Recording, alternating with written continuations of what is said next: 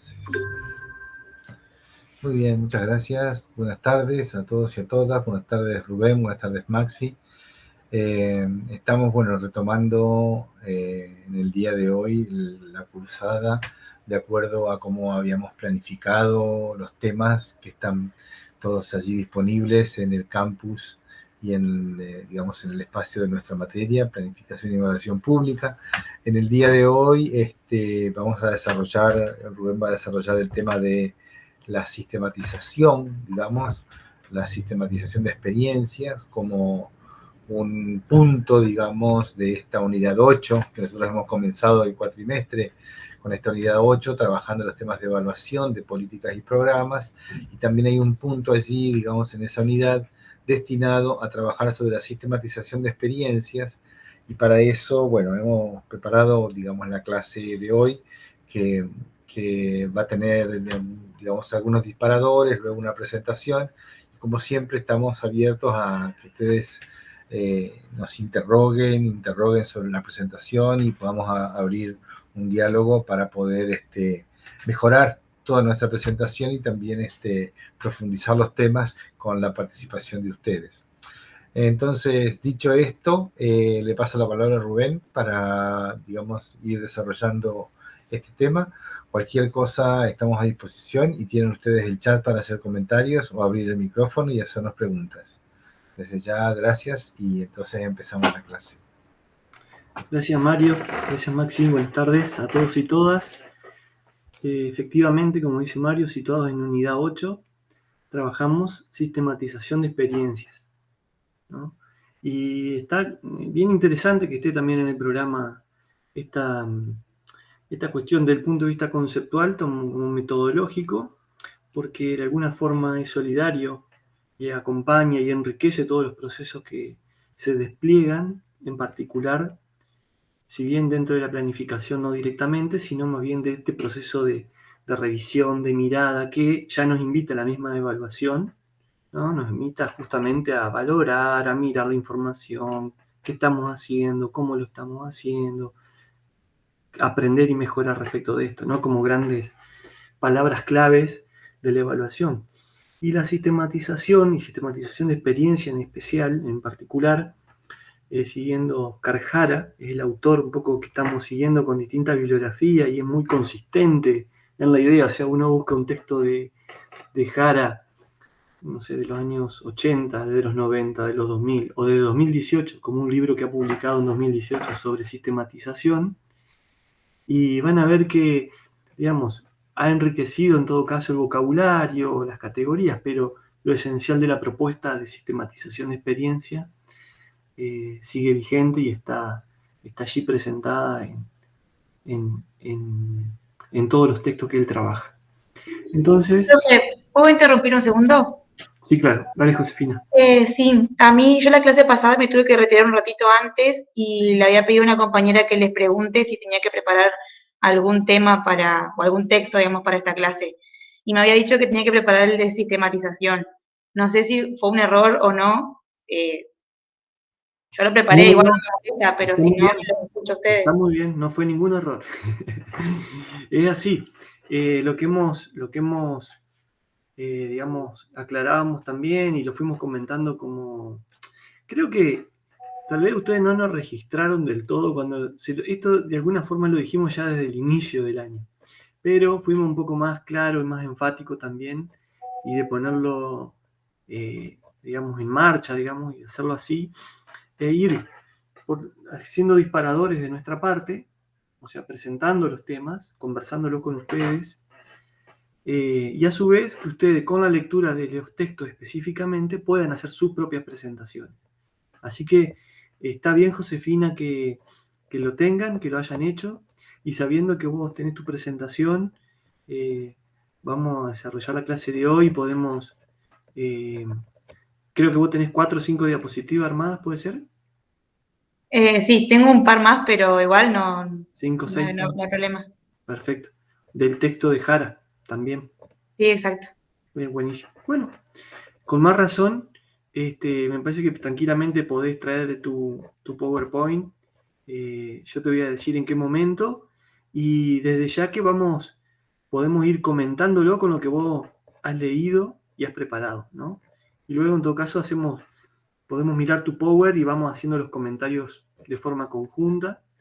Y eso enriquece la clase y también a nosotros como equipo de cátedra nos da la posibilidad también de una cuestión concreta evaluativa, que hemos dicho siempre evaluación de proceso.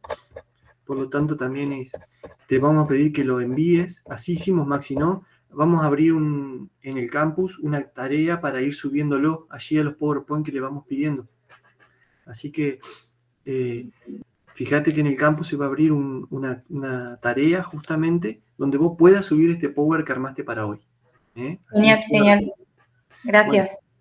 Bueno, entonces estate atenta y en el último pedacito de la clase, últimos 20 minutos, 25, trabajamos tu Power y reforzamos ahí, lo vamos conversando y lo vas presentando, lo que vos viste, las ideas más importantes. Buenísimo.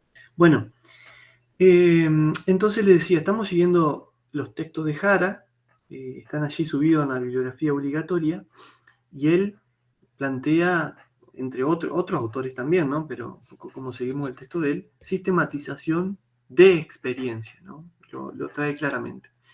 Y si bien ahora nos vamos a adentrar a de qué se trata esto y mirar un poco esa metodología, es súper importante aclarar que, situados en la Facultad de Trabajo Social de la UNER, de la Universidad Nacional de Entre Ríos, justamente con esta metodología de sistematización, en particular asumía un nombre concreto que era sistematización de la práctica, la Facultad de Trabajo Social, a partir de la carrera de Trabajo Social, fue también en algún punto pionera, pero también en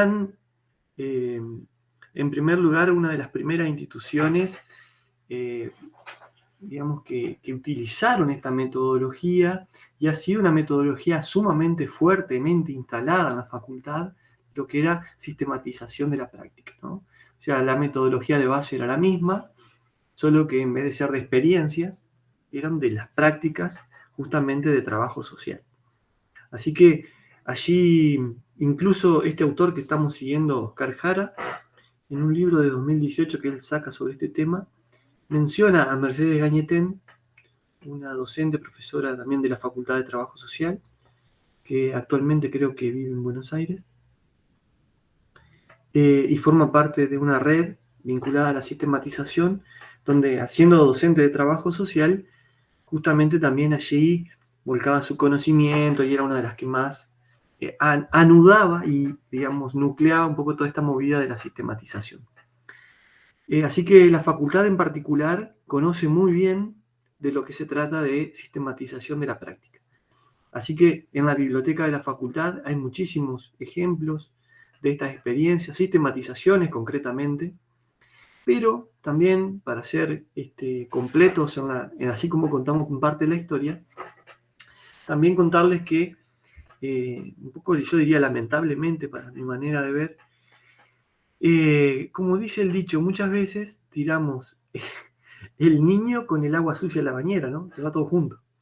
Es decir, cuando empieza a tomar auge toda la movida de la investigación social, la investigación en ciencias sociales, en la facultad, también promovido, obviamente, ya tendríamos que situarnos fines de los años 90, 97, 98, 99, 2000, la facultad empieza a generar sus primeros movimientos hacia lo que se trataba de la investigación social, ¿no? Y lo mismo en la universidad, generando sus primeros proyectos de investigación. Por lo tanto, empieza a haber una tensión entre sistematización, ¿no? e investigación. Como si fueran cuestiones opuestas, inclusive que disputaran un campo, ¿no? Bueno, obviamente en ese momento la investigación empieza a tener no solo auge, sino financiamiento, ¿no? Entonces empieza a ganar un campo y a tomar un nivel de institucionalidad en detrimento y casi despectivamente, ¿no?, a la sistematización. Incluso fue muy corta la vida que tuvo desde ahí en adelante la sistematización, fueron 2 o 3 años máximo que la sistematización siguió figurando dentro de los planes de estudio de la facultad. Yo justamente me recibí en el año 1999 Y en lo que fue año 98 y 99, nuestro plan de estudio permitía optar por sistematizar una práctica, o sea, hacer una sistematización de una práctica preprofesional, o bien hacer un proceso de tesis o tesina. Bien, era opcional. Ya año 2000 en adelante, ya era proceso de tesina y se elimina todo lo que es sistematización.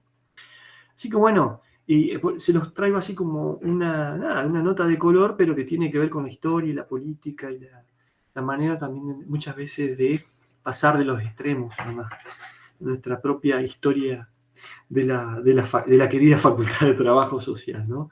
Y lo más interesante de esto es que somos muchos de los mismos docentes. Bueno, yo en ese momento era estudiante y terminando recibiéndome, pero muchos de los docentes que hoy están ahí terminando ya su carrera docente, todavía vigente, otros jubilándose, otros recién jubilados, formaron parte de este proceso, ¿no? Así que pueden preguntarle y consultar cómo fue este momento histórico en la facultad, a muchos docentes y cómo fue la vivencia.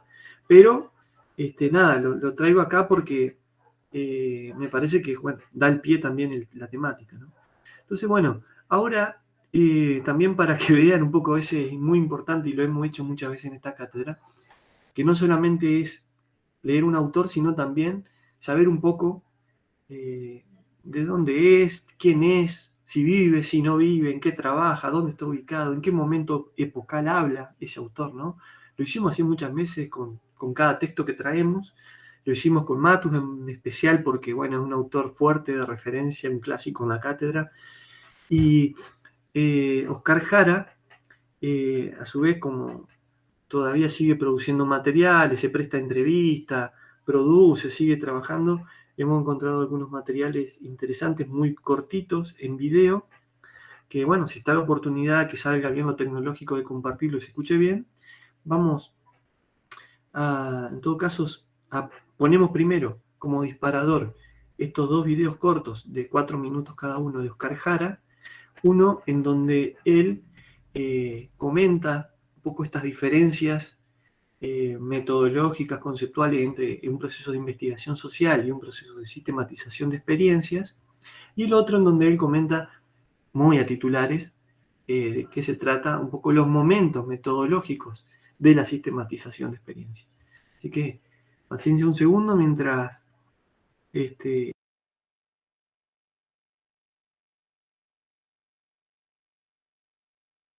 perdón, quise apagar la cámara, apagué el micrófono. Mientras les comparto el video de YouTube, y luego avanzamos con la presentación. Un segundo.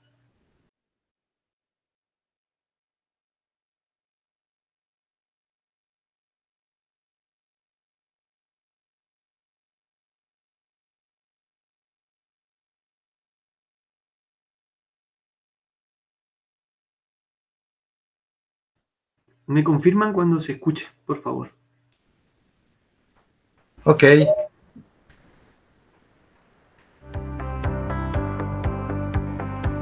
Ahí se escucha bien.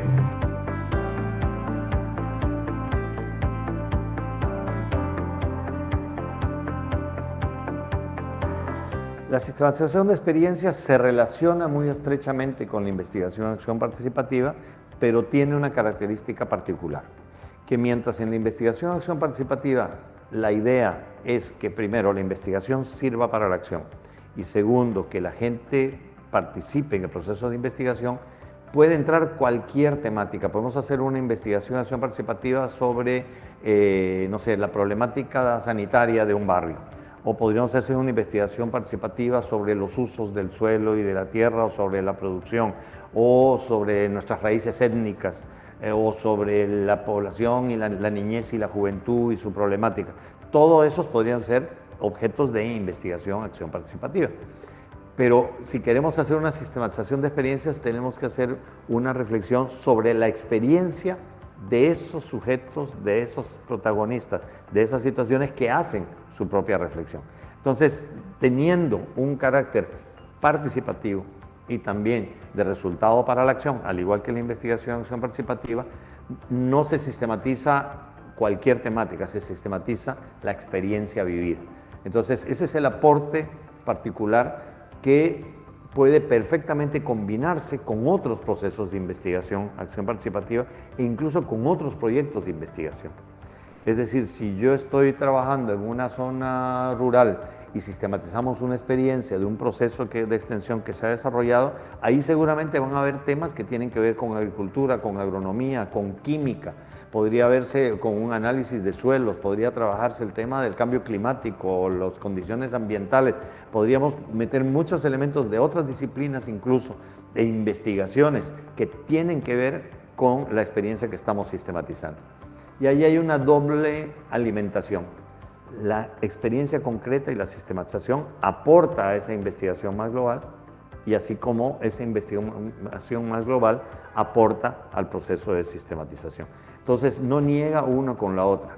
Es más, nosotros tenemos una propuesta de que en esta triada que se habla de docencia, investigación y extensión, muchas veces se piensa que son áreas que deberían estar juntas, pero que están en última instancia como separadas, y que unas están como por encima de las otras, que es más importante la investigación y la docencia, la extensión termina siendo como una cosa secundaria. Y me gusta utilizar un símil anatómico, que a veces pareciera que la sistematización, la extensión es un apéndice del trabajo universitario. Pero ¿qué tal si en vez de verlo como un apéndice pensáramos que es el corazón? Es decir, que es el motor de la relación entre universidad y sociedad, de donde deben surgir los temas de investigación, donde se juega el sentido de la docencia, la relación entre docentes y alumnos, donde aparecen los contenidos sobre los cuales trabajar en el espacio universitario y donde, por lo tanto, los muros de los claustros de las universidades se caen para permitir más bien que la problemática del entorno, la problemática de la sociedad, los saberes de la gente penetren en los saberes académicos. Romper esas distancias es fundamental desde otra lógica, y por eso los proyectos de extensión en algunos países no se les llama de extensión, como que vienen de la universidad y se extienden para otro lado, sino son proyectos de acción social o de proyección social.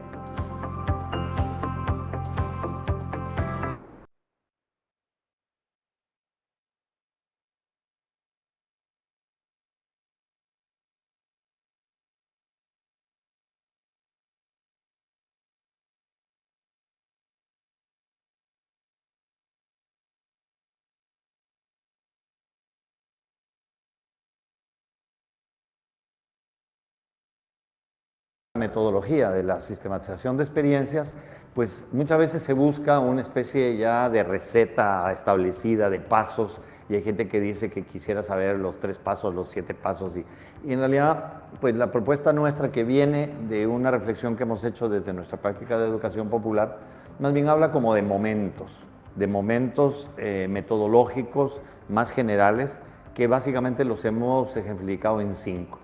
O sea, el primero es vivir la experiencia. ¿Por qué? Porque quien sistematiza es quien ha vivido la experiencia. Yo no puedo sistematizar la experiencia tuya. Yo lo que puedo es de repente contribuir a que vos sistematices tu experiencia, pero no puedo sustituirte en esta recuperación de aprendizajes significativos que hemos dicho que es la sistematización de experiencias. Primero.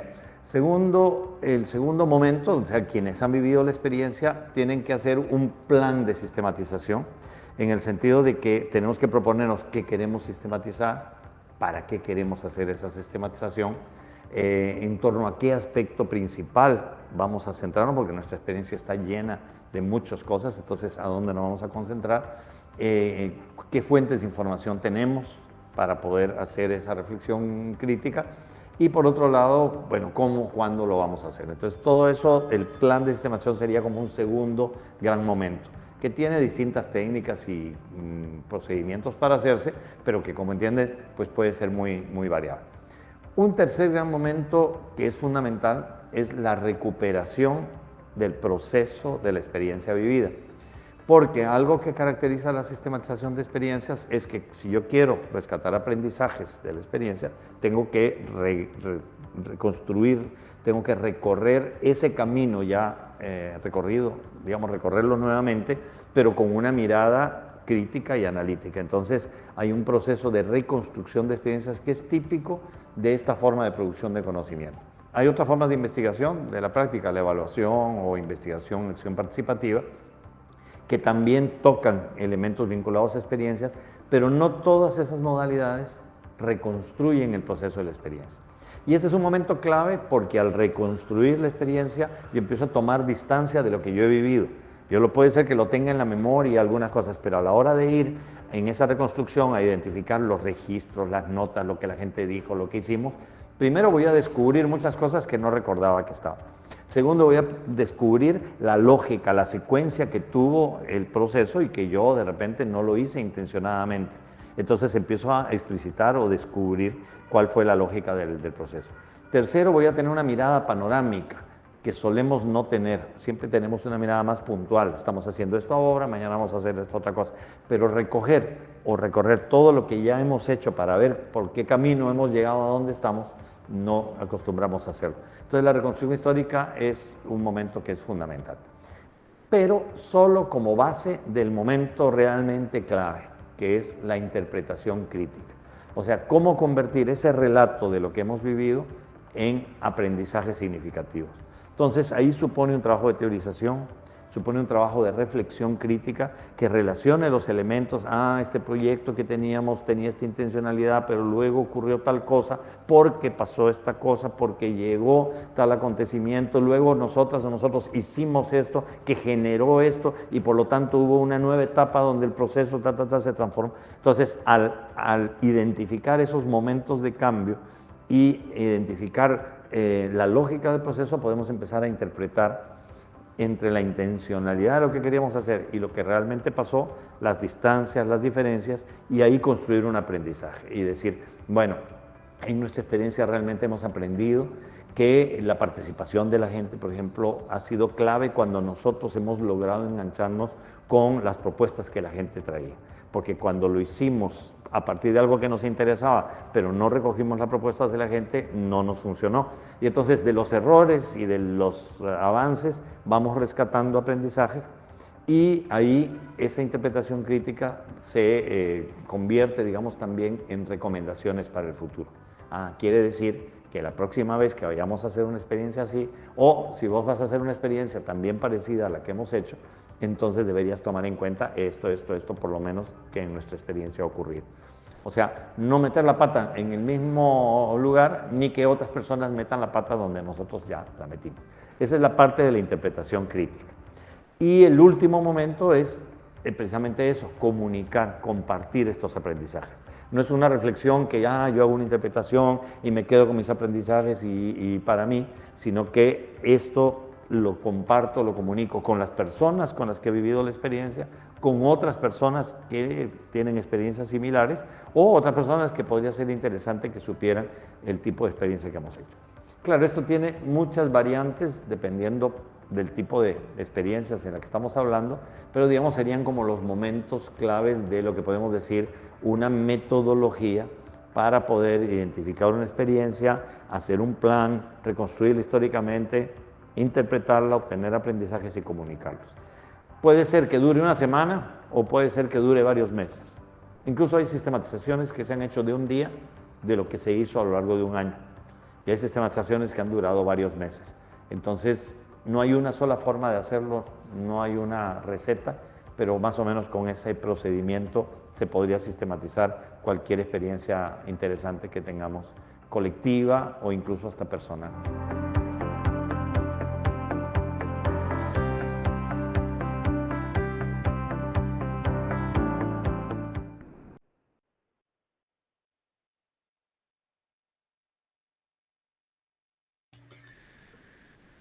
Bueno, creo que se escuchó bien, ¿no? ¿Se escucharon bien los videos? Bárbaro. Todo muy bien, se escuchó muy bien. Buenísimo. Sí, el compañero Rafael Volcato los ubicó a estos videos, los vamos a trabajar también en la otra materia. Y bien interesante, porque son cortitos y rápidamente también identificamos un poco al autor de los textos y cómo, aunque sea presenta, ¿no?, de alguna forma bien sintética, los debates más interesantes sobre sistematización e incluso las cuestiones conceptuales, metodológicas, ¿verdad? Así que, bueno, vamos en todo caso a compartir ahora entonces de Power para ir un poco apoyándonos allí. Un segundito.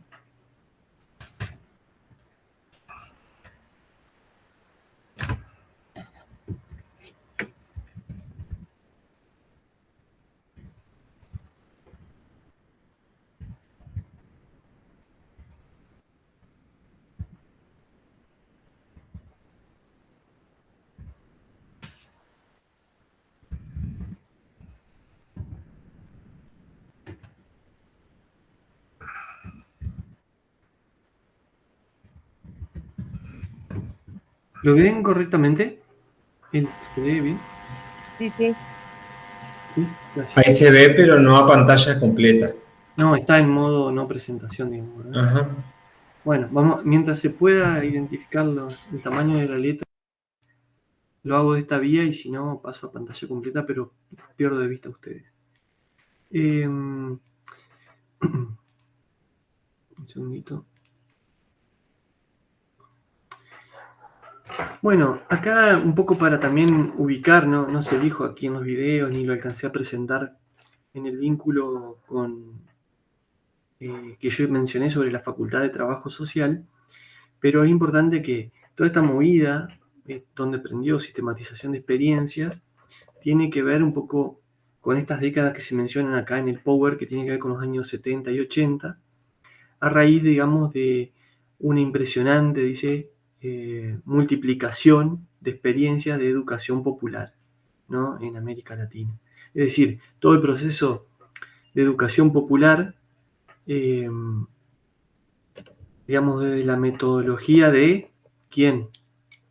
¿Alguien se acuerda? Ya hemos hablado en esta materia. El proceso de educación popular, de la mano de quién fue motorizado.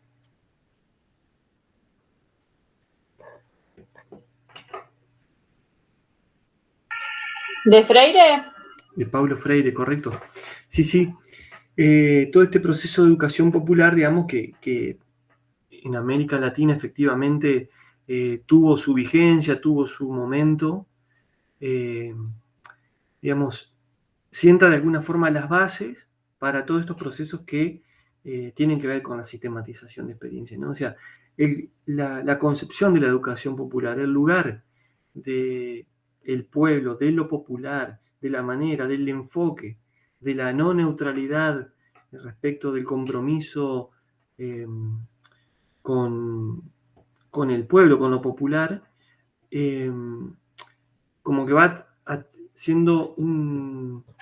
atravesando los distintos, no solamente lo disciplinar, sino también las prácticas profesionales, en especial la de educación, la del trabajo social y de todas aquellas prácticas que a su vez tenían o tienen un compromiso y una dirección especial con aquellos sectores más postergados, ¿verdad? En ese sentido, digamos, cuando se recupera este contexto, también se dice que empieza a surgir un interés específicamente por conocer, pero también analizar, caracterizar, debatir en torno a toda esta concepción educativa que estamos charlando acá, ¿no? Entonces, por ejemplo, ahí desde el lugar del trabajo social, tengan en cuenta como disciplina que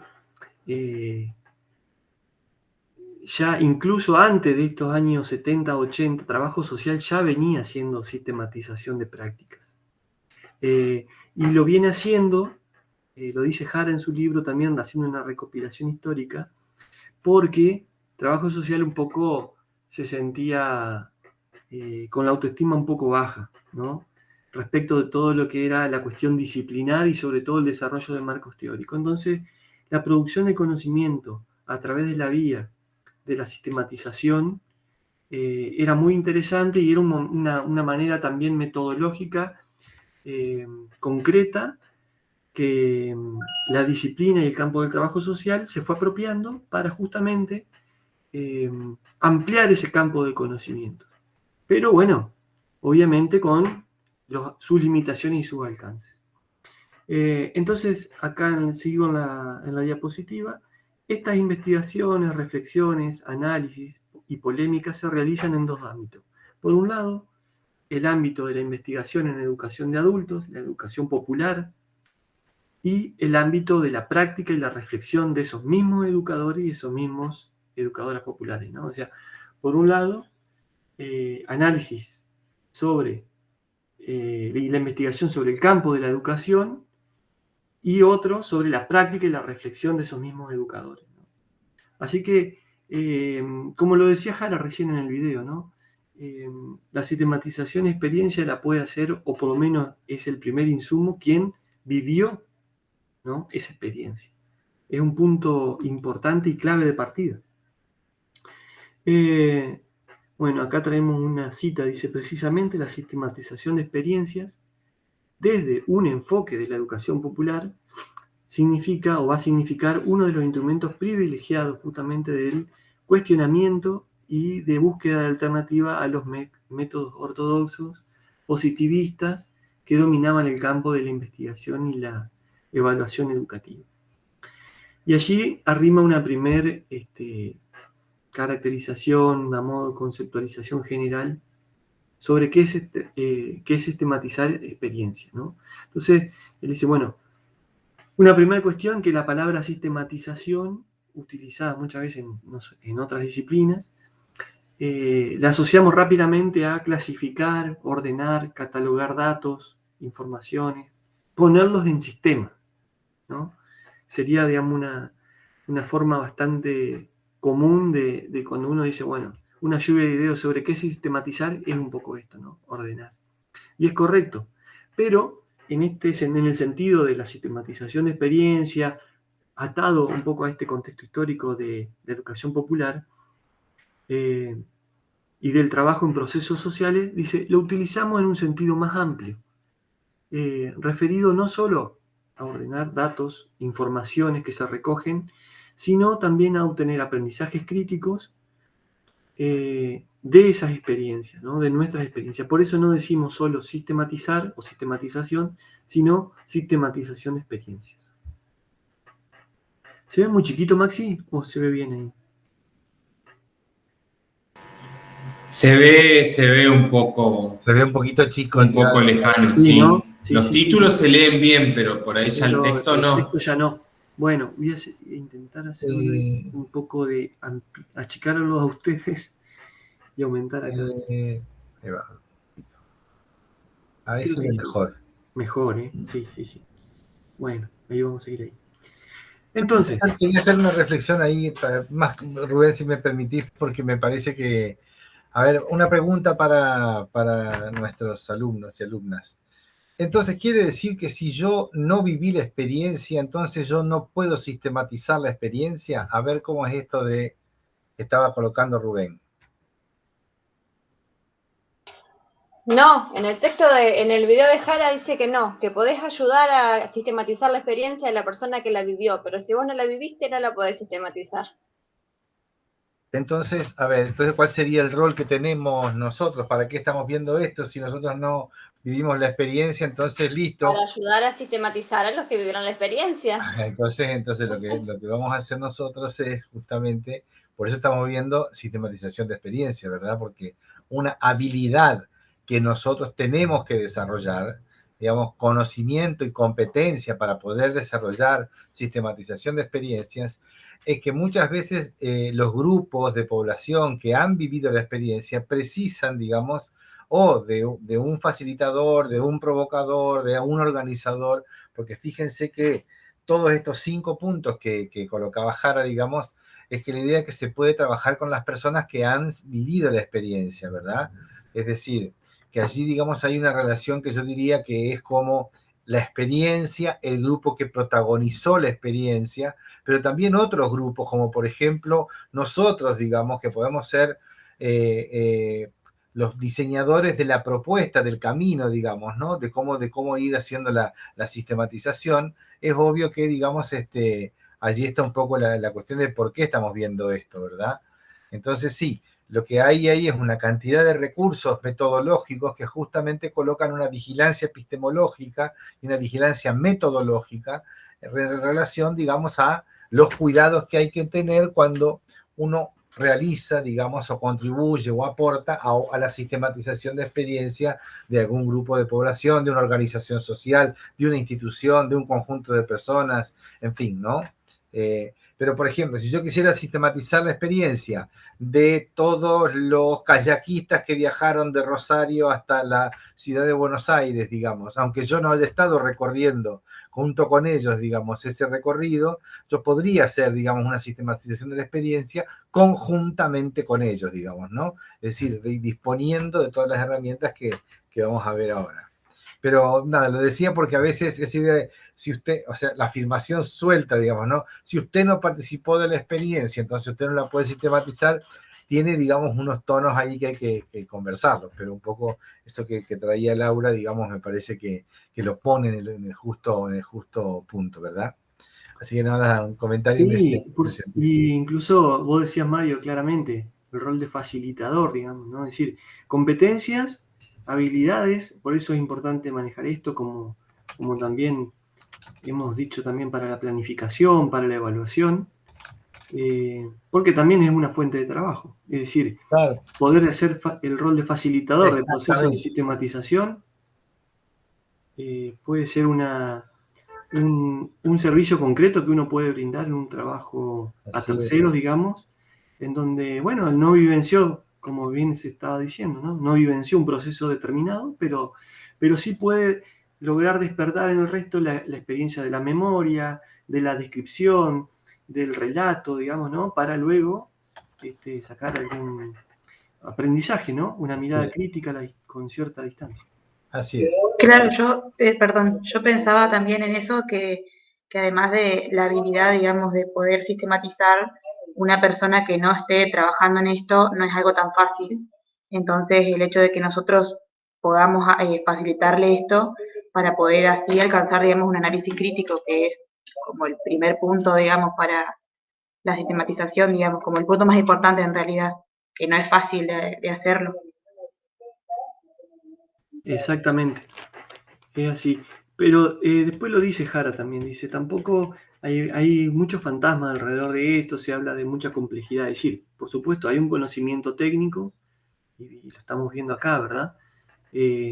Pero tampoco es una cuestión que no sea aprensible, no sea posible de realizar, ¿no? Ahora vamos a ver los momentos. Josefina, vos los tenías, ¿no es cierto? ¿Vos trabajaste los momentos? Sí, los desafíos y los momentos. Bueno, yo avanzo un poquito más y después en todo caso usamos los momentos metodológicos que vos trajiste para ir conversándolo y no superponernos. Los desafíos y los dilemas tenía yo. Sí, desafíos y dilemas, perfecto. Ajá. Buenísimo. ¿Y los 5 pasos o momentos, no? No, eso lo vi justo en el video, digamos, pero en el texto no estaban. Ok. Bueno, avanzo. Entonces, que acá se pregunta, Jara, ¿qué tenemos por experiencias? ¿No? Entonces las experiencias son eso, justamente procesos históricos, sociales, dinámicos, que están en permanente cambio y movimiento. Son procesos complejos porque interviene una serie de factores objetivos, subjetivos que están en interrelación. Y las experiencias son procesos vitales y únicos y expresan una enorme riqueza acumulada de elementos y por tanto son inéditos e irrepetibles, ¿no? Es decir, que justamente la sistematización de experiencia viene a que no se pierda justamente este aspecto, ¿no? Lo de inédito, lo de irrepetible, cuál es esa riqueza que le trajo, ¿no? ¿Qué decimos cuando decimos procesos complejos? ¿Cuáles fueron esos factores que intervinieron, esos factores objetivos? ¿Cuáles fueron los factores subjetivos, ¿no? ¿Cómo se dieron esas interrelaciones? O sea, son preguntas que se desprenden en un proceso de sistematización, ¿no? De recuperación.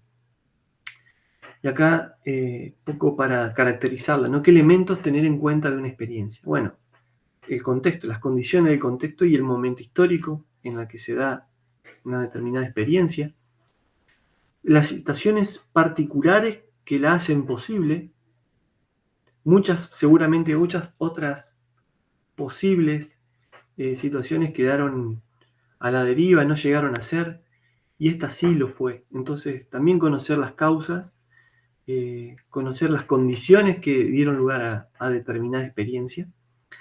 En tercer lugar, las acciones intencionadas que realizamos las personas con determinados fines, y también quiere explorar las inintencionadas, digamos, que a veces solo son como respuesta, dice acá, a situaciones, ¿no? Explorar también, tenerle en cuenta las reacciones que se generan. Lo decía Jara ahí, dice, bueno, ¿cómo reaccionamos ante determinadas situaciones? Esto también implica una descripción necesaria. Incorporar también los resultados esperados y los inesperados que van surgiendo. Incorporar, tener en cuenta las percepciones, interpretaciones. Fíjense acá, las intuiciones y las emociones.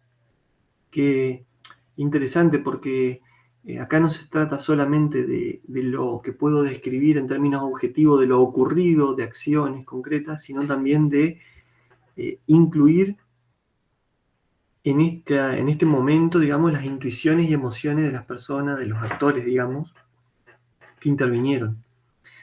Y por último, las relaciones también que se establecen entre las personas como sujetos, como actores clave de la experiencia en cuestión. Bueno, vos trajiste dilemas y desafíos, lo vamos a ver en otro momento, para no pisarnos. Y si vamos a avanzar con los momentos metodológicos. La sistematización de experiencias en 5 tiempos, se llama Jara, ¿no? Y los 5 tiempos, los 5 momentos, tomando la conceptualización de momentos también bastante similar a lo que lo hemos planteado en el enfoque de planificación. Fíjense que podríamos decir que cualquiera de estos puntos siempre, si los consideramos desde el punto de vista de los momentos, podríamos estar enriqueciéndolos permanentemente, ¿no? Entonces, los 5 tiempos son el punto de partida, preguntas iniciales para identificar la experiencia que nos interesa sistematizar, la recuperación del proceso vivido, la reflexión de fondo, por qué pasó lo que pasó, y los puntos de llegada. El punto de partida, básicamente la exploración, recoge esto, que contar con actores clave que hayan participado de la experiencia y tener registro o hacer los registros de la experiencia, ¿no? Por supuesto que si hubo un registro de una experiencia mucho más actual, vigente, ¿no? O donde ya se planifica realizar el proceso de sistematización, por supuesto que ya la toma de notas, los registros, sean audiovisuales, sean escritos, van a ser mucho más intencionados, ¿no? Seguramente van a ser más desagregados, van a tener un foco especial. Distinto cuando hay experiencias que tal vez no se pensaron en sistematizar originalmente cuando ocurrieron y se define la sistematización a posteriori. Entonces, contar con actores claves que hayan participado de la experiencia y, por otra parte, contar con registros, ¿no? Estos registros, por supuesto, pueden ser documentales, escritos, audiovisuales. Las preguntas iniciales claves para poder plantear un proceso de sistematización de experiencia, fíjense, tienen mucha sintonía también con algunas que nos remiten al proceso de planificación. ¿Para qué queremos hacer la sistematización? ¿Para qué queremos hacerla? Así, explicitar esa sistematización, definir ese objetivo. Dentro del conjunto de experiencias, seleccionar qué experiencia queremos sistematizar, por qué la queremos sistematizar a esta y no a las otras. Es decir, eso nos va a permitir delimitar el objeto de sistematización. Luego, ¿qué aspectos centrales de esa experiencia nos interesa sistematizar? ¿Qué dimensiones, ejes queremos en particular estar sistematizando y cuáles no? ¿Con qué fuente de información contamos y cuáles vamos a utilizar? Y el procedimiento que vamos a seguir, ¿no? También es importante explicitar el procedimiento. El tercer tiempo, digamos, dentro de los 5 tiempos, tiene que ver ya con la recuperación del proceso vivido y es, aunque parezca un poco redundante, es reconstruir la historia, ¿no? Reconstruir la historia, un relato más bien descriptivo, pero que también puede incluir la mirada en primera persona. De hecho, muchas de los relatos justamente de la recuperación del proceso vivido es contado como en primera persona, ¿no? Es un momento importante por los distintos actores, ¿no? No es necesariamente un relato colectivo o grupal. Por supuesto que puede existir, puede haber un momento de construcción o reconstrucción grupal de la historia, ¿no? Una cuestión descriptiva, pero también es importante contar con el registro descriptivo y para poder incluir también eso que decía, intuición, sentimientos, sensaciones, acciones, pensamientos subjetivos, ¿no? De la mirada en primera persona. Y luego ordenar y clasificar la información, ¿no? El ordenamiento también va a permitir decir, bueno, identificar ciertos nudos críticos. Creo que Jara no lo llama así, pero podría ser un concepto que nos puede ayudar a entender de que tal vez ciertos nudos de cuestiones que ocurrieron, cuestiones que se dijeron, que pasaron, nos permite identificar dónde hubo saltos cualitativos en ese proceso, ¿no? ¿Me siguen hasta acá? Sí, Rubén. ¿Sí? ¿Vamos bien? Perfecto. Ahí estaría interesante preguntarnos un poco, sí, una preguntita tal vez. ¿Qué cosas pueden suceder con la reconstrucción de ese proceso vivido? A ver, imaginemos un poco qué cosas pueden pasar, digamos, con la reconstrucción de un proceso vivido. A ver. No tener toda la información o no recordarla, puede ser. Bueno, el tema del registro es un tema importante, no recordar, digamos, ¿no? De todas maneras, cuando uno, digamos, se propone, uno ha vivido la experiencia, algo le queda, digamos, ¿no? Sobre todo cuando estamos intentando, ya en este punto ya decidimos que la experiencia fue valiosa, ya decidimos que la experiencia precisa ser reconstruida, ya decidimos que eso fue importante para nosotros, que entonces algunas cosas sí recordamos, ¿no? O sea, por ahí no sabemos, bueno, en qué fecha organizamos el tallercito con las comadres del barrio, cuando a lo mejor no nos acordamos de esa fecha, pero sí nos acordamos del tallercito con las comadres del barrio porque fue clave, digamos. Entonces hubo un antes y un después del taller con las comadres. Entonces ¿qué más nos puede pasar con esto de la historia, digamos, ¿no? Hacerlo antes y después de un hecho, por ejemplo, hacer periodos. Se hacen periodos, ¿sí? Las historias, las experiencias no son una continuación toda uniforme, digamos, ¿no? Entonces, por ejemplo, esto de la recuperación de la historia puede ser interesante porque te puede ayudar a periodizar. La periodización en la historia es un recurso clave, digamos, ¿no? Inclusive, Mario, y esa periodización que vos traes, digamos, la podés, digamos, como acompañar con el calendario, pero también encontrar hitos de la propia historia sí. institucional o del grupo que está sistematizando, encontrar hitos que marquen ese pauta y que se despega del calendario, ¿no? Sí, ahí va. Sí, Laura, entonces pido la mano. Yo quería hacer una pregunta.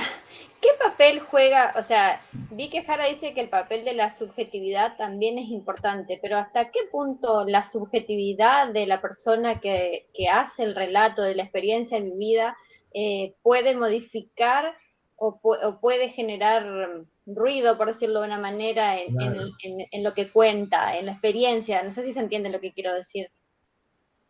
Viste que las cosas por ahí tienen mucho que ver con quién las cuenta y cómo las cuenta, y la subjetividad de cómo las vivió.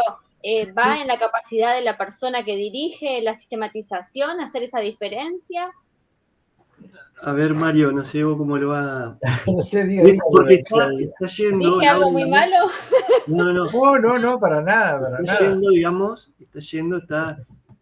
a ver, hay cosas que no alcanzamos, digamos, no hemos presentado, no hemos compartido todavía, pero justamente para mí, digamos, no sé, posiblemente lo compartimos acá con el equipo, la subjetividad es una de las mayores riquezas, digamos, que aparece. Exactamente. Es decir, La no la queremos combatir, no la queremos combatir. O sea, la subjetividad en la experiencia es todo, digamos. Todo. Ok.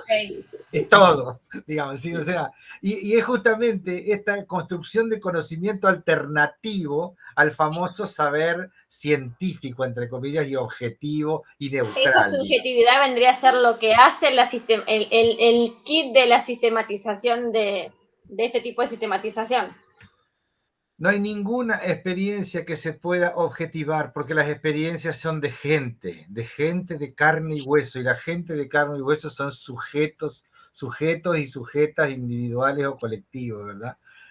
Así que justamente, Laura, mira, lo que estamos diciendo es que que en la subjetividad hay conocimiento, que en la subjetividad se puede sistematizar y que de ahí se puede aprender, digamos, ¿no? O sea que hay aprendizajes significativos, ¿no? Esa es la idea, ¿no? Justamente.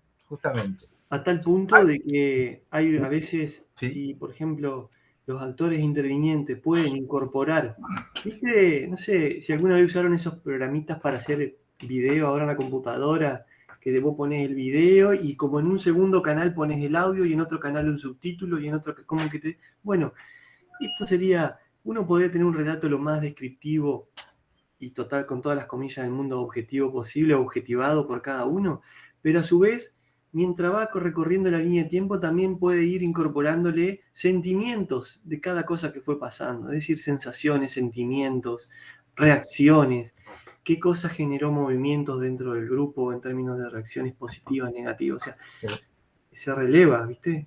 Sí. ¿Ahí Maxi había pedido la palabra? Sí, yo quería compartir una reflexión en relación a lo que Laura preguntaba recién sobre el lugar que ocupa la subjetividad y la particularidad de la sistematización como técnica que nos permite aprender y aprehender sobre las experiencias vividas.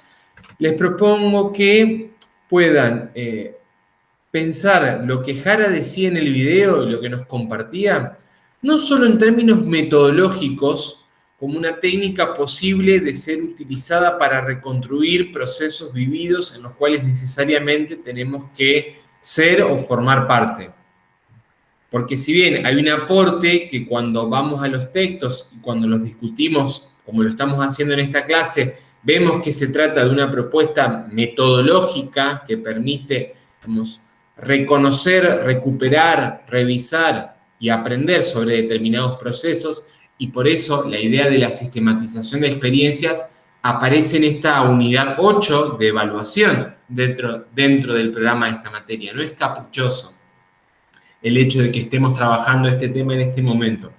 Pero también les propongo que puedan volver a mirar el video de Jara en función de su propio tránsito personal a lo largo de la carrera y recuperando las prácticas tanto personales y particulares del propio lugar de trabajo o del laburo voluntario que se pueda hacer en alguna organización o movimiento del cual estén formando parte o hayan formado parte en otro momento, y a su vez para quienes estén en el proceso de la práctica preprofesional o estén proyectando ese momento para el próximo año, que puedan hacer también esa revisión desde esa mirada, porque lo que Jara subrayaba en uno de los videos, donde él planteaba esta idea de, bueno, no hay una receta para hacer una sistematización, yo propongo una serie de momentos, pero él marcó dos cuestiones.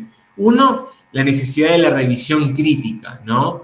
La necesidad de la mirada crítica de las propias prácticas. Y por el otro lado, la reflexión de esas propias prácticas. Entonces, también para que entiendan un poco el sentido pedagógico y político de pensar la sistematización de experiencias como una herramienta, digamos, posible de ser recuperada y utilizada en algún ámbito de intervención profesional, sea un espacio estatal o sea un espacio de una organización social. Digo porque muchas veces pasa que al momento de transitar las prácticas preprofesionales en esta carrera, bueno, aparecen las herramientas metodológicas que se proponen en esta materia y en este programa de cátedra, ¿verdad? Pero no siempre hay un link consciente y una recuperación, digamos, de lo que se trabajó o se hizo a lo largo del año. Así que bueno, les dejo esa inquietud. No, porque bueno, definitivamente, creo que eso que decís, Maxi, es fundamental porque no hay ningún que yo conozca, no hay espacio dentro del plan de estudio, de los planes de estudio en general, digo, para recuperar la experiencia de los estudiantes, ¿sí? Y lamentablemente, digamos, uno cuando se recibe termina, digamos, olvidando buena parte de esa experiencia.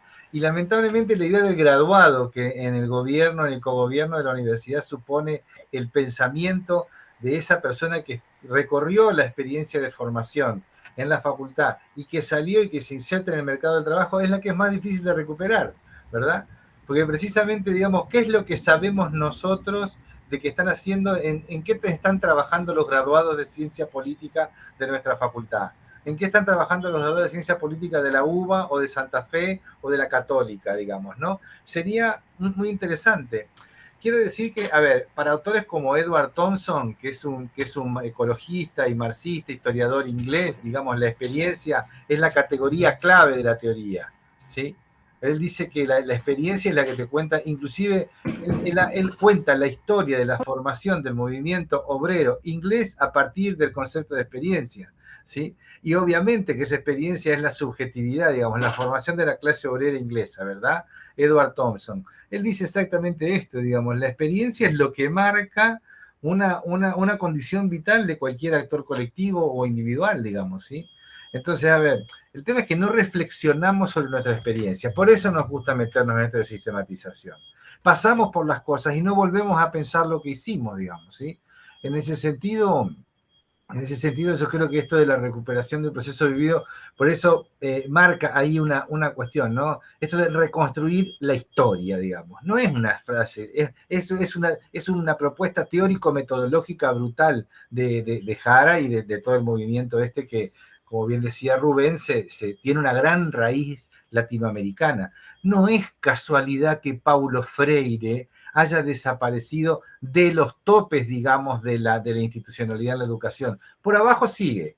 A mí me gusta recordar, eso lo hemos hecho, digamos, nosotros recuperamos mucho cuando trabajamos con organizaciones sociales, que todo el movimiento sin tierra en Brasil, que vive al costado de las rutas, se educa con educación popular y que los cursos son de niños, adultos, todas las edades, cursos multiedad, cursos multitareas, multitemas, y que eso es una cosa que está completamente en la cresta de la ola. Muchos movimientos sociales en la Argentina tienen educación popular para formar y recuperar jóvenes que ya no están en la edad del secundario y que tienen que terminarlo, y se hacen con estrategias de educación popular. Y la educación popular siempre está sistematizando experiencia, porque la educación popular consiste en preguntarse qué me pasa a mí y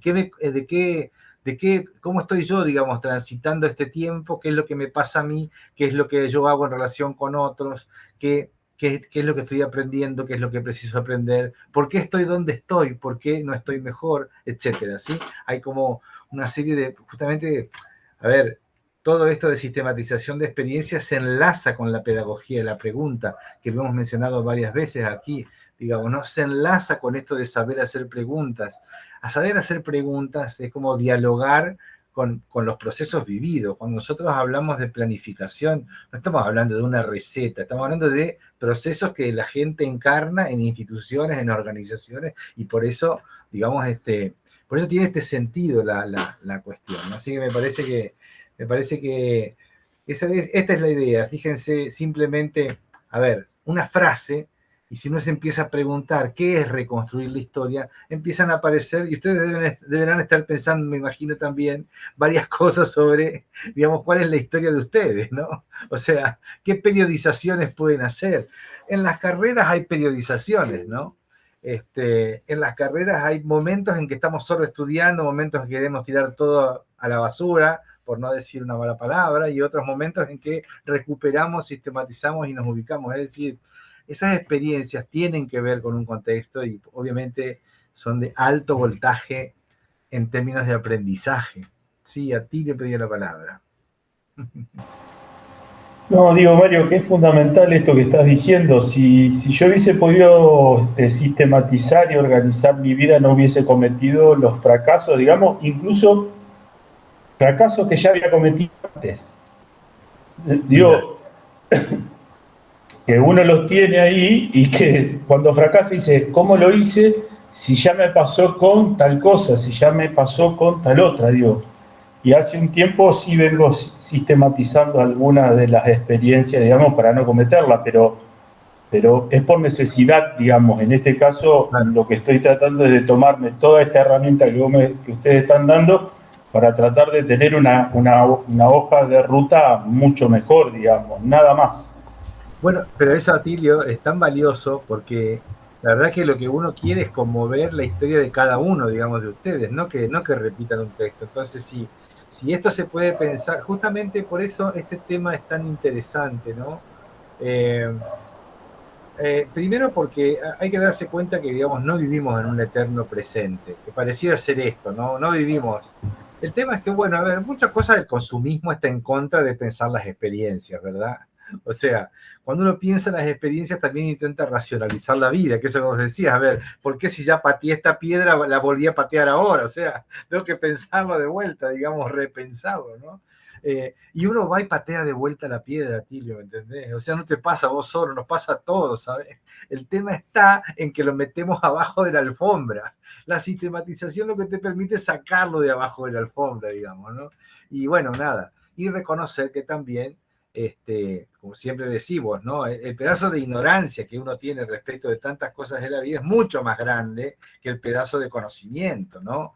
Entonces eso también es un gesto, yo creo que la sistematización, ahí Rubén lo decía, digamos, es un gesto de humildad también frente a la realidad, ¿verdad? Es un gesto de preguntarse, o sea, no es la afirmación, la cosa, sino, bueno, dudar un poco, preguntarse, a ver, bueno, vos cómo te sentiste, cómo me sentí yo. Las experiencias justamente es cómo la gente se sintió, ¿sí? Cómo racionalizó eso que vivió, digamos, ¿no? Y esa racionalización va a tener, no solamente, entonces la subjetividad no es una cosa, una piedra en bruto, sino que es una piedra que va a ser trabajada. Por eso recuerden paso 3, paso 4, paso 5 que decía Jara, digamos, ¿no? Bueno, llega un momento donde también tengo que apelar a un encuadre teórico, ¿sí? A un encuadre teórico. Pero ese encuadre teórico va a devenir de la experiencia, no va a devenir de mi ideología suelta, digamos, y preconcebida, digamos, ¿no? Eso es lo más interesante. La sistematización, primero que te obliga a partir de un punto de realidad, digamos. Eso es lo que dice Jara, digamos, ¿no? Y es lo más interesante porque el tipo da vueltas, pero dice, a ver, esa es la idea de experiencia vivida, ¿verdad?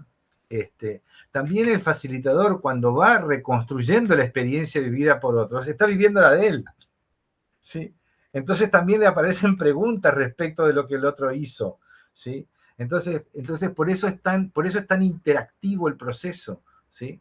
En el sentido de que no hay un aprendizaje solamente para el que vivió la experiencia, sino que ese aprendizaje, y eso es este paso de teorizar y el otro de tomar distancia, digamos, ¿no? Bueno, hacer nuestra historia es tomar distancia de nosotros mismos también, porque, digamos, obviamente que siempre es una cosa difícil reconstruir la propia historia, ¿verdad? En fin. Perdón, ahí, bueno, nada, se armó una buena discusión ahí. Buenísimo, muy bien. Bueno, y me queda el tiempo 4 y el tiempo 5, como los nombra Jara. Y en todo caso, Josefina, si vos querés, anda preparando tu PowerPoint para ver los desafíos, así también, digamos, optimizamos entre la clase, no nos pisamos y anda preparándolo. El tiempo 4 dice la reflexión de fondo, que en definitiva es el aporte más sustancioso, dice Jara, de la sistematización, es por qué pasó lo que pasó, ¿no? O sea, ahí aparece el momento más analítico, la síntesis, ¿no? Y hacer una interpretación crítica del proceso. Y esa interpretación crítica del proceso, él lo dijo ahí rápidamente, pero claramente hay digamos, lo hacemos en base a algo, digamos. Uno no analiza y sintetiza en el aire, ¿no? Justamente nos apoyamos en un marco teórico que a veces es importante explicitarlo en este sentido, para a partir de ahí hacer esa interpretación crítica, ¿no? Y también decir que acá obviamente hay una producción de conocimientos, ¿no? Aparece un conocimiento, hay un aprendizaje, digamos, ese es un valor importante. El tema es que por ahí donde aparece la cuestión con la investigación y con otros campos, y más cuando hay una mirada positivista de fondo, es qué tipo de conocimiento el que produce. Si es un conocimiento científico en cuanto tal, según no validado, según los procesos, ciertas metodologías, o si es otro conocimiento que aporta un campo, que aporta la experiencia, que le aporta a los actores, pero no cumple los estándares científicos, ¿no? Por lo tanto, ahí es donde encontró el punto, digamos, de quiebre con otros procesos y ahí comenzó, digamos, toda esa devaluación, digamos, de la sistematización, porque por ahí en algún punto, no digo que por los propios, no sé, sería autores, no sé si la palabra correcta, o promotores de esta experiencia, ¿no? Los que la habían trayendo, sino creo que mucho fue, digamos, capaz que sobrevalorada, ¿no? Es decir, la quisieron llevar a un límite, como diciendo la sistematización viene a sacar, digamos, a ponernos en la alta autoestima los campos disciplinarios y es la forma de producción de conocimiento. Y yo creo que tiene, digamos, descubrimos una importancia estratégica, metodológica para la sistematización de experiencias, pero bueno, tiene sus límites, como lo tienen otras tantas metodologías, ¿verdad? Claro. Entonces, justamente, bueno, ahí eso no se alcanzó a decir con esta, hoy lo decimos con el diario del lunes 22 años después, ¿no? O más, pero en ese momento era todo nada. Sí, eso marcó la institución, nuestra institución, ¿verdad? La Facultad de Trabajo Social. Yo creo que hubo un debate político también, ¿verdad, Rubén? Creo que hubo un debate político, creo que hubo una tensión de fuerzas políticas entre actores dentro de la misma facultad y eso, digamos, y relacionado también con otros actores externos a la universidad, muy probablemente. A mí siempre, digamos, yo he hecho algunas sistematizaciones y siempre me gusta rescatar que la experiencia en general termina siendo una experiencia que se hace histórica por el relato de las personas, ¿sí? Es decir, la experiencia, a ver, si uno dice, por ejemplo, a ver, la experiencia del 2001, ¿sí? Una vez hice una sistematización que iba, la historia de una organización social que iba de 1995 hasta el 2005, 10 años de sistematización de experiencia. Trabajaba sobre cultura, arte y cultura en contextos de pobreza, ¿no? Imagínense. Digamos, primero era el arte, después del 2000 era comer con el arte, digamos, o sea, ¿cómo hacíamos para comer? Había estallado el país, digamos, y la organización que tenía convocatoria en sectores, digamos, de población que les faltaba el trabajo, digamos, empezaron a trabajar con el arte, pero con una manera de conseguir laburo, o sea, desde enseñar a tocar guitarra hasta trabajar en comedores populares, digamos, a partir de experiencias artísticas.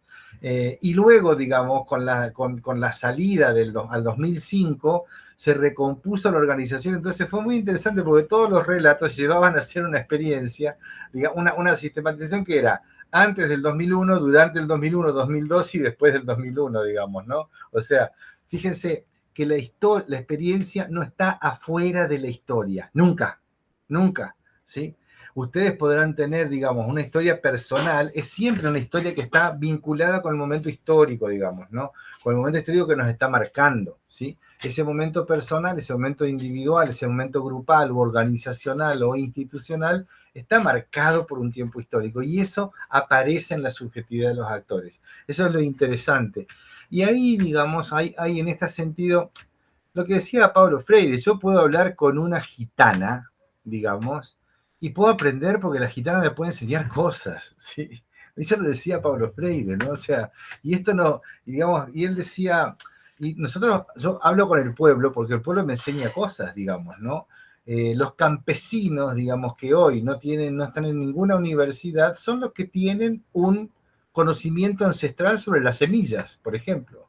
Que lo que hace Monsanto es intentar monopolizarlo y encerrarlo y que no lo maneje ninguna comunidad, ¿sí? Ahora, eso, digamos, hay resistencias allí. En la vía campesina hay gente que está recuperando semillas que están todavía, digamos, en un estado de no haber sido conquistadas por Monsanto ni transgenizadas por Monsanto. Y eso tiene que ver con hábitos alimentarios y eso tiene que ver con aprender, digamos, de los saberes ancestrales, ¿no? Aparece la palabra saberes al lado de la palabra conocimiento. Esto Rubén también lo decía, digamos, en la actualidad resulta que si no decís saberes quedás medio gurka, medio troglodita, ¿verdad? O sea, ahora son conocimientos y saberes, ¿sí?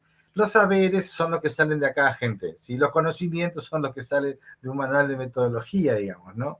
Entonces, no son incompatibles, lo que pasa es que el prestigio de los saberes siempre está puesto en duda, ¿no? Porque es una cuestión de poder también. Sí. Sí, Laura.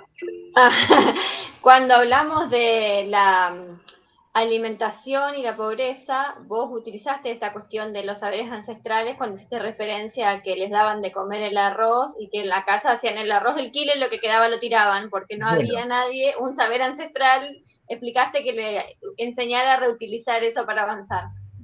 Bueno, claro, todas esas cosas, digamos, en las casas humildes, donde probablemente muchos de nosotros venimos, digamos, no se tiraba nada, ¿sí? O sea, y era una cuestión que daba un orgullo, digamos, ¿no? O sea, reutilizar, no sé, yo no me acuerdo de haber tirado comida, digamos, en mi infancia y en mi crianza, digamos. Entonces, pero, ¿qué pasó? Que un día somos los mayores productores de basura chatarra, de restos de comida en la Argentina. ¿Qué pasó entonces con esos hábitos, digamos, y por qué las ciudades ahora se llenan, digamos, no sé, Maxi debe saber mejor que yo, pero por lo menos en el 50% de comida de basura que son restos de comida, tanto industrial como de domicilios? ¿Qué pasó? Digamos, ¿no? Un poco esas preguntas incómodas, digamos, que a lo mejor no hay una ciencia que se las haga, digamos, ¿no? Sino que justamente aparecen cuando te empezás a preguntar sobre la sistematización de experiencias, ¿no? Y fíjate que empezamos a tener ahí conexiones entre nuestra propia experiencia como historia, digamos, ¿no? En tu casa se tiraba comida, esa es la pregunta, ¿sí? ¿Te acordás que se tiraba la comida? Todo se guardaba, digamos, ¿no? Y había mil maneras de guardarlas, de hacer escabeche, de hacer, qué sé yo. No se tiraba ni un pedazo de carne que tenía un poquito de olor, digamos. A veces cuando no había ni heladera en el medio del campo, digamos, ¿sí? Entonces, digamos, lo que la sistematización de experiencias permite es esto, y la verdad que es un vuelo fascinante, digamos, en lo metodológico y en lo teórico, ¿no? Y ahí están y el punto 5, estos son los puntos de llegada, ¿no? Finalmente. Sí, son un poco lo que ya adelantó Jara, digamos, en donde formular conclusiones, ¿no? Y comunicar esos aprendizajes, digamos, para que circulen primero entre los propios actores y luego en la comunidad. Solamente ampliar de que no sistematizamos solamente las experiencias exitosas, si uno quiere ponerle la palabra, sino que también interesan sobremanera aquellas que no fueron tales. Es decir, justamente para aprender, digamos, ¿no? Para decir, che, mirá, acá, como decía Tilio, ¿no? Acá volvimos 2 veces con la misma piedra, ¿no? Entonces, eso también interesa y de hecho enriquece todo este proceso. Es decir, no solo las que son para mostrar las perlitas, digamos, ¿no? Se mira todo el proceso. Así que bueno, ahí miramos los 5 tiempos, están explicados en los textos de Jara, vamos a subir también complementarios. Y en todo caso le invito a Josefina que comparta su power, que ella es el que estuvo armando, yo ya dejo de compartir acá, para mirar un poco y que ella presente los desafíos que están basados en el mismo texto. Buenísimo.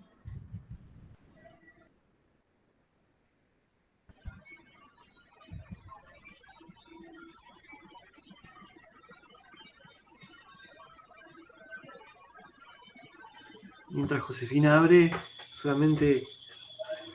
Ah, está perfecto. ¿Ahí se ve? Sí, se ve. Ahí está, perfecto, buenísimo. Bueno, el autor en el texto muestra 3 dilemas y 8 desafíos. El primero de los dilemas es la concepción de la sistematización y habla de que por ahí la sistematización siempre se la piensa primero como información, como una sistematización de datos, pero que también se la puede también pensar como las experiencias. En cuanto a información, habla que sería como el ordenamiento y la clasificación de los datos e informaciones con el fin de estructurar una base de datos a partir de diferentes categorías. En cambio, con las experiencias que, pensándolas como procesos históricos, es a lo que él hace como el eje, digamos, en su texto.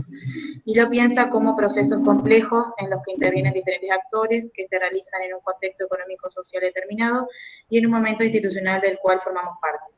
Y el autor nos dice que nosotros sistematizamos nuestras experiencias para mejorar nuestra propia práctica, para compartir nuestros aprendizajes con otras experiencias similares y para contribuir al enriquecimiento de la teoría, que es básicamente lo que se venía hablando en la clase. El segundo dilema es la modalidad o enfoques de sistematización. En el texto él habla de que se presentan 4 posibilidades, desde los actores en forma participativa, la sistematización formal al concluir la experiencia, una sistematización que se hace sobre la marcha y una sistematización con miras al mercado. Y dice que no es necesario usar solo uno, sino que pueden ser combinados. Esto es básicamente porque él está haciendo como un análisis de un estudio que se está dando sobre agronomía, sobre no me sale el nombre, pero sobre la agricultura sostenible campesina de montaña. Entonces, a eso hace referencia. Pero básicamente es lo que dice ahí, que se trata de tomar opciones y de impulsar un estilo propio de sistematizar adecuado a las condiciones que se estén dando en el momento, a las reales, digamos.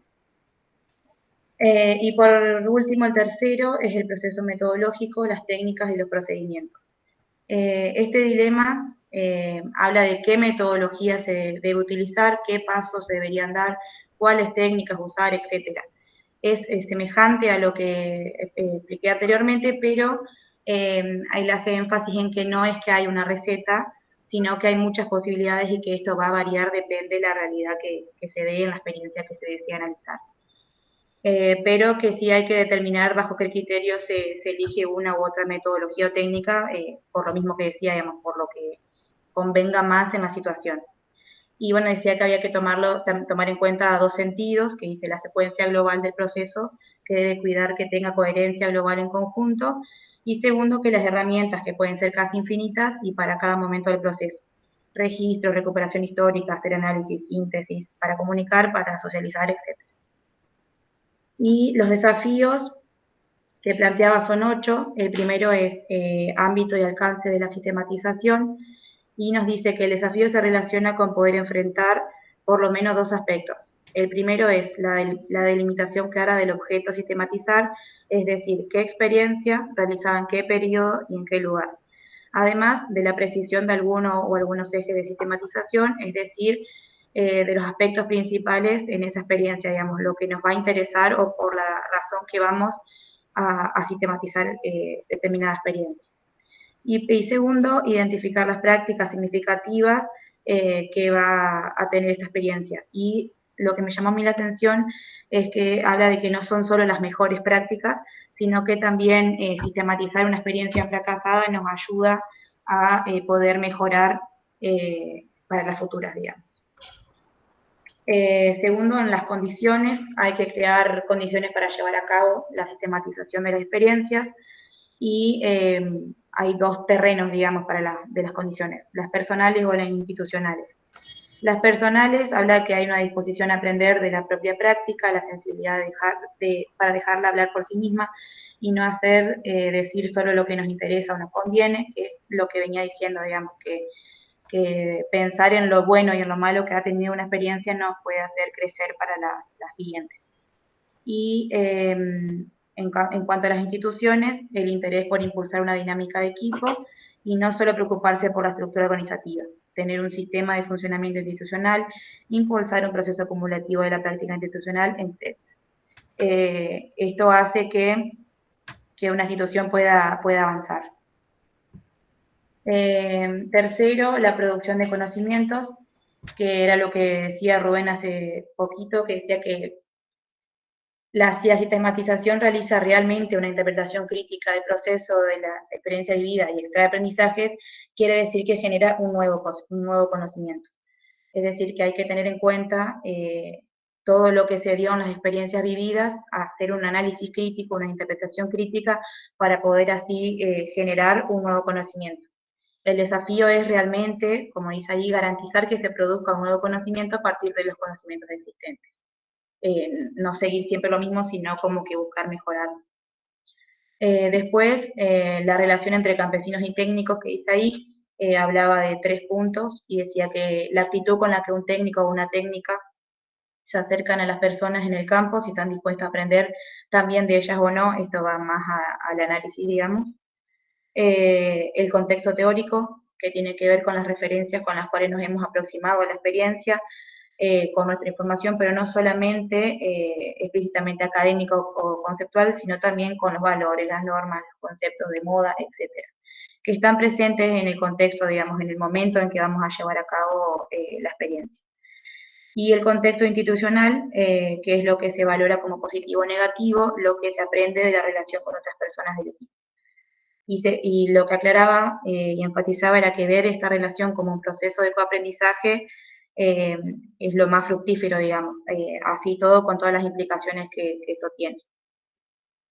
Después, el momento más importante, que era la interpretación crítica, que dice que no es solo dar una explicación de lo que sucedió, sino que es una comprensión de cómo se pusieron en juego los diferentes componentes y los factores en una experiencia, para poder así enfrentarla con una visión de transformación.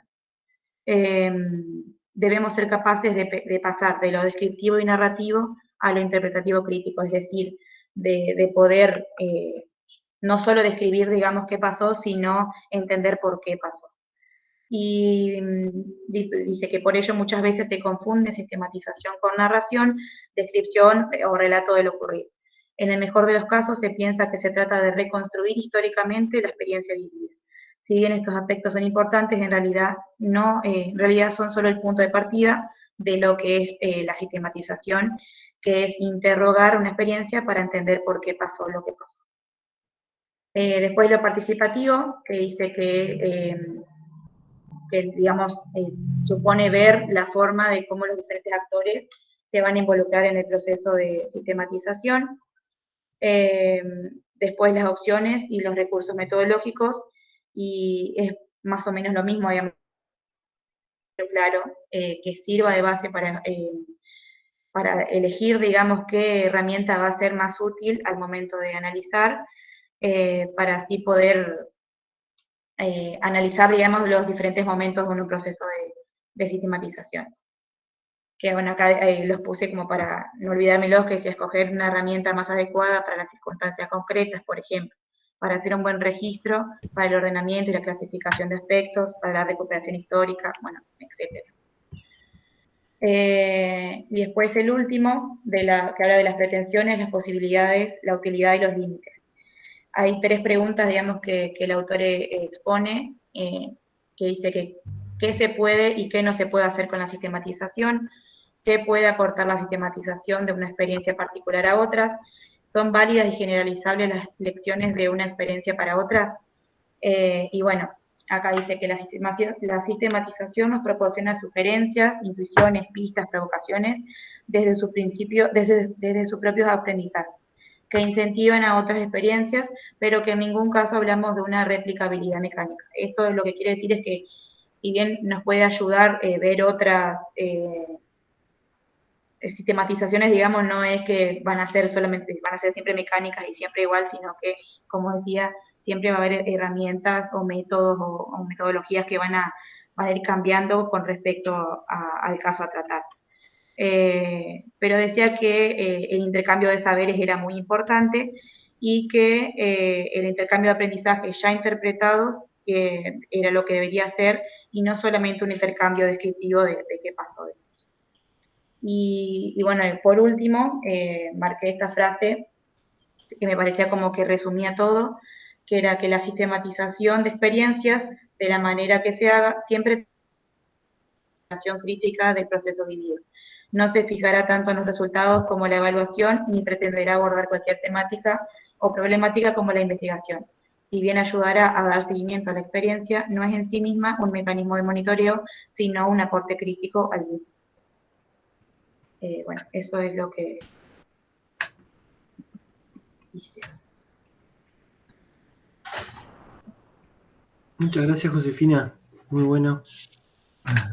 Interesante, buenísimo. Gracias. Bueno, me parece que ahí aparecieron varias. Sí, Laura. Rescato la última frase que dijo, porque a mí yo leía esto y todo el tiempo se me venía la evaluación a la cabeza. Decía, esto es muy similar a la evaluación. Y por ahí leía la cuestión de la interpretación crítica y lo tengo marcado y todo, porque decía, esto tiene mucho que ver con la evaluación. Entonces, en el último párrafo que ella hace, que ella dice, deja bien clara la diferencia con la evaluación y me pareció valioso destacarlo porque era algo que a mí me hacía ruido todo el tiempo. Sí, la evaluación es como la contracara del proyecto, ¿verdad? O sea, si vos no tuviste proyecto, es muy difícil hacer evaluación. Si no tuviste una línea de base, ¿cómo sabés en cuánto te moviste? Si no tuviste una relación de atribución, ¿cómo sabés si lo que hiciste incidió en la realidad, digamos, ¿no? Acá la experiencia se empezó a hacer, digamos. No tuviste un proyecto para desarrollar eso, ¿sí? Sino que simplemente se empezó a hacer y nos empezamos a dar cuenta que daba un resultado que era valioso. Entonces la experiencia resultó valiosa porque tenía un resultado que fue bueno para la gente, digamos, ¿no?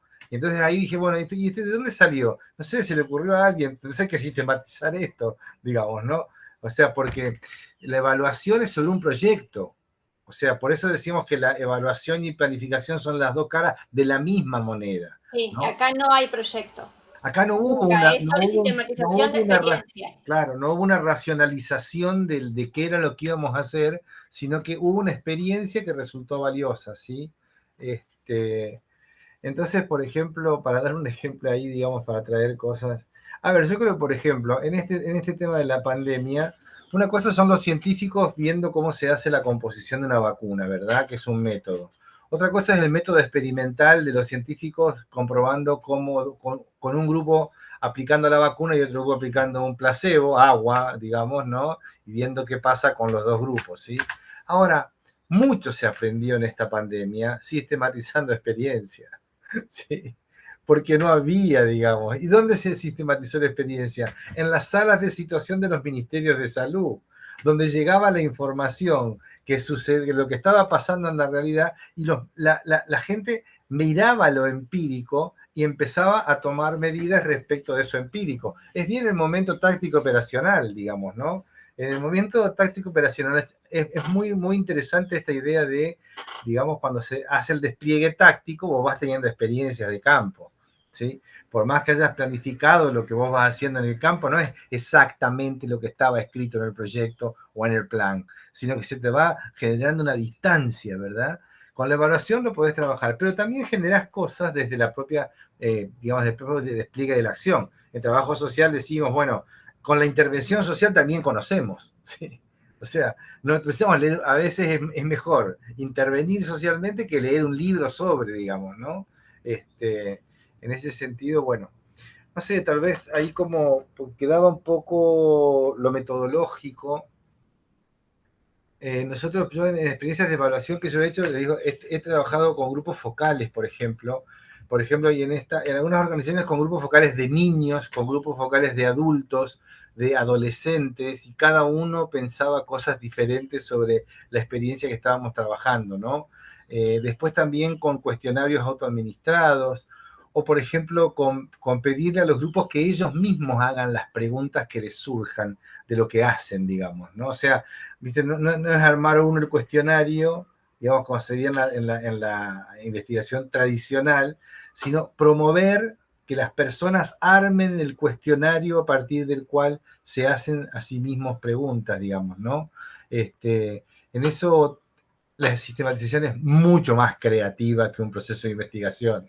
Es muchísimo más, es más sabrosa, es más linda, uno se entusiasma un montón. Y sobre todo cuando empieza a descubrir, digamos, el valor de esas experiencias, ¿no? Ahí a mí me parece y sobre todo, ¿no?, de las experiencias estas que están abajo de la alfombra y que no fueron exitosas, porque son la gran mayoría, digamos, ¿no? Son como que en ese sentido, digamos, la medicina ha avanzado en un 80%, 90% a partir de errarle, digamos, ¿no? O sea, de equivocarse. Y sin embargo, la ciencia te pone que el error no es útil, que el error es malo. Eso, bueno, es nuestra formación positivista, como bien decía Rubén, ¿verdad? O sea, el positivismo es brutal, lo mamamos en la primaria y en la secundaria y seguimos con esa cabecita. Entonces, claro, la experiencia nos parece subjetiva, oscura, imposible de que de allí pueda surgir saber, conocimiento, acción, etcétera, ¿no?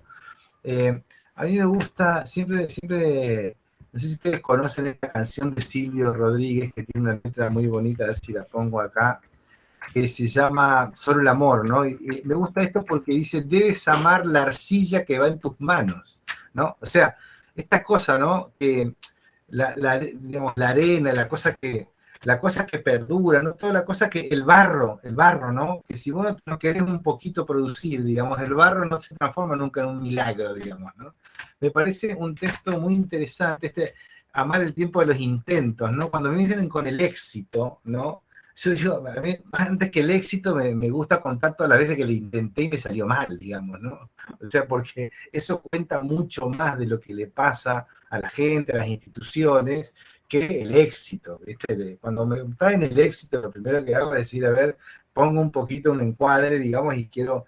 Esto es muy loco, porque claro, esto fue en los 90 que aparecieron las experiencias exitosas, ¿no?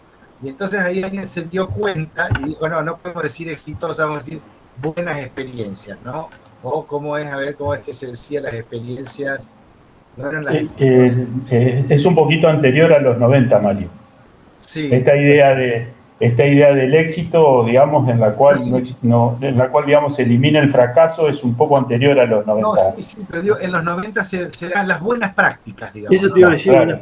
Buenas prácticas, no eran exitosas, sino el concepto de los 90 es buenas prácticas. O sea, viste, hay práctica buena y práctica mala, digamos, ¿no? Bien del neoliberalismo, pero esa, con la historia de la buena práctica, todos nos la morfamos, digamos, o sea, todos nos tragamos ese invento de la buena práctica, que en última instancia era la práctica que se ajustaba a los cánones, ¿verdad? Claro, si vos sos un protector y sos un molesto, digamos, y molestás el sistema, eso no se va a convertir nunca en una buena práctica, es obvio, ¿verdad? O sea, por supuesto que la ideología del éxito viene con la sociedad de consumo, digamos, desde los 50, ¿no? Entonces, bueno, esa es un poco la idea. No sé si estamos más o menos con los contenidos desarrollados. Ha sido, me parece interesante la historia de recuperar esto. Yo un solo comentario a modo de vincular. ¿Vieron cuando en algún momento en la presentación última se planteaba esta idea de que la sistematización de experiencias nos permite conocer, digamos, qué está pasando y por qué está pasando y por qué está sucediendo un determinado fenómeno social? Y eso, si se dan cuenta, nos conecta directamente con las primeras preguntas que nos hacíamos al arrancar la materia y al comenzar el tránsito por los momentos metodológicos, sobre todo en lo que tiene que ver con el momento explicativo, ¿no? Esto de que cuando nos adentrábamos en el análisis de situación y en la investigación de problemas, planteábamos, ¿no?, la necesidad de conocer y reconocer, digamos, los problemas a partir de sus manifestaciones y saber por qué, reconocer las causas, las manifestaciones, a quienes afectaban, por qué una determinada situación, un determinado fenómeno significaba o representaba un problema para un sector de la población o para un grupo social determinado. Entonces, y reconectando con algo que ya dije hoy, pensemos la sistematización de experiencia como una herramienta que nos puede servir para evaluar un programa o una política social desde la mirada y desde la perspectiva de los beneficiarios y las beneficiarias, pero también como una herramienta que nos permite, en tanto narrativa de experiencias, en tanto reflexión sistemática, también nos permite o también sirve como un insumo para la producción de política pública. Sirve como un insumo del diseño de un plan, de un proyecto o de un programa público. Entonces, asociar la idea de sistematización, como les decía hoy, no solamente a la revisión y reflexión crítica de las propias prácticas, que de hecho lo es, sino también como un instrumento posible y factible de ser utilizado para el diseño de la política pública. Me parecía interesante volver a subrayar esto y linkear, porque un poco recuperar los textos desde esa mirada nos permite ubicar el tema en esta unidad y en este momento de la materia.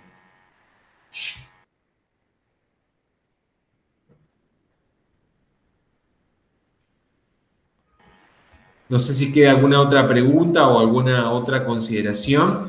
Ya está abierta la tarea dentro de la unidad 8 del campus para que puedan ir subiendo en los próximos días las presentaciones de PowerPoint que han ido compartiendo en esta clase y en las anteriores.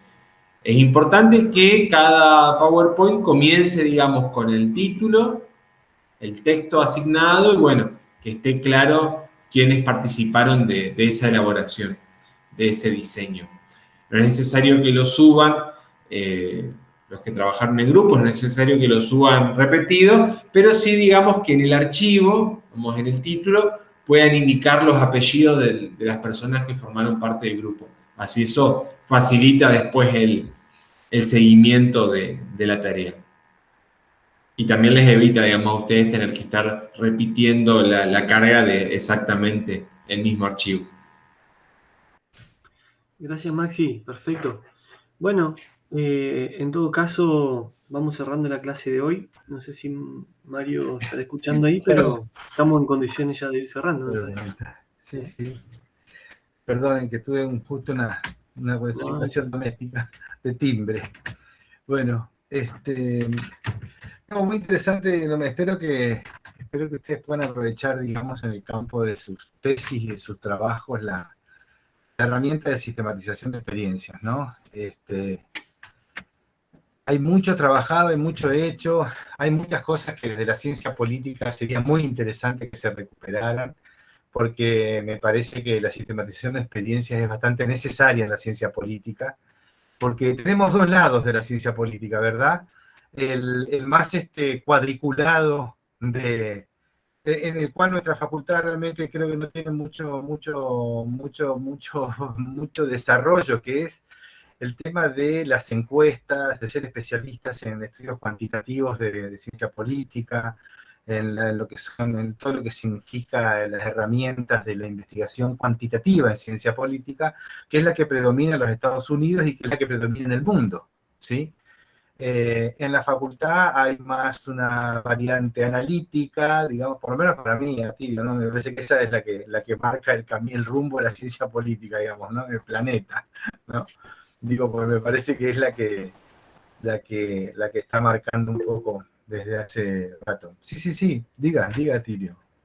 No, digo, porque hay una discusión interesante sobre eso y lo plantea el mismo personaje. Sí. Que siempre actuó en ese sentido, que es Sartori, digamos, ¿no? Como que, digo, sí, en ese sentido, como que se terminaba las ciencias políticas a partir, digamos, en todo caso, de lo cualitativo no, sino de lo cualitativo. Lo cuantitativo, claro. Las encuestas, esa.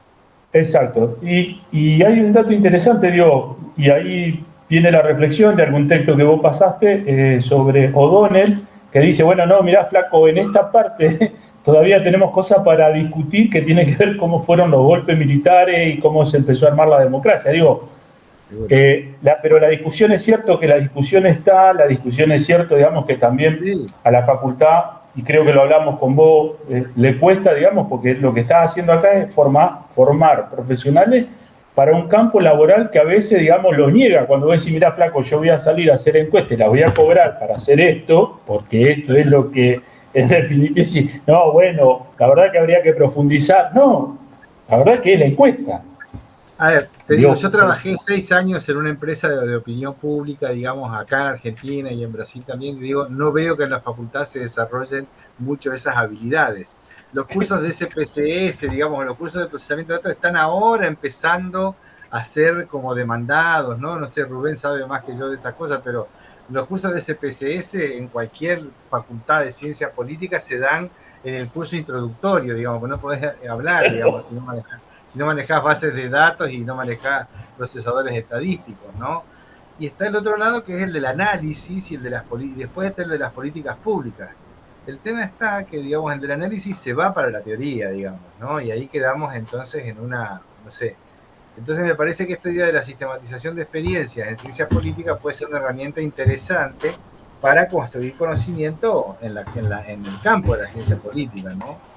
Mira, un dato interesante de por ahí, digamos, cuando nos metemos demasiado con Foucault y con todo ese tipo de cosas, y la realidad nos va pasando por otro costado. Hubo una discusión los otros días con los compañeros, digamos, y ¿cuántas bancas se ponen cuántas bancas se ponen hoy en juego a nivel nacional? Bueno, no te sabían explicar, digamos, se ponen en juego 127 bancas, digo, empezás a armar, cómo se consolida una banca, a partir de qué cantidad de habitantes, digamos, por lo tanto la cantidad de habitantes determina cuántos diputados pone una provincia, cuántos otra. Digo, cosas, viste, que vos decís, la facultad te lo tendría que dar, porque son elementos de lo cotidiano. Y entonces voy a decir, bueno, yo no pierdo, digamos, yo porque soy, digamos, viejo rosquero, soy un tipo que comprende la política desde la rosca, la banco, la sostengo, la milito, porque si no es imposible hacer política si uno no sostiene esas cosas, digamos. No, una cosa es hacer política y otra cosa es hacer ciencia política, ¿verdad, Tilio? Una cosa, a ver, yo creo que una cosa es hacer política y otra cosa es generar pero conocimiento, la ciencia política del campo. Parte